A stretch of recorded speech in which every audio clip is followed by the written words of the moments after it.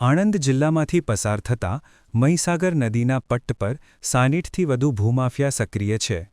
જિલ્લામાંથી પસાર થતી મહી નદીના 18 કિમીના પટ્ટ ગેરકાયદે રેતી ખનનના પગલે દર 10થી 25 ફૂટ ઊંડા અને 6થી 7 ફૂટ પહોળા ખાડા જોવા મળી છે, જેના કારણે ગામડાઓ દર વર્ષે નદીનો પટ્ટ ભાડે લઈને ખેતી કરીને આવક મેળવી રહ્યા હતા. પરંતુ ગેરકાયદે રેતી ખનનના પગલે નદીનો પટ્ટ ખલાસ થઈ ગયો છે, તો વળી શ્રદ્ધાળુઓને સ્નાન કરવા જાય તો ડૂબી જવાના બનાવો વધી ગયા છે. ગત વર્ષે ખાનપુર ગામે સ્નાન કરતી વખતે આણંદના 2 યુવકો ડૂબી ગયા હતા. તેમજ રેતી ખનનના પ્રવૃત્તિના કારણે દરેક ગામમાં ડમ્પરોની અવરજવર રાત્રિના સમયે વધી જાય છે, જેથી ઊંઘ હરામ થઈ ગઈ જાય છે.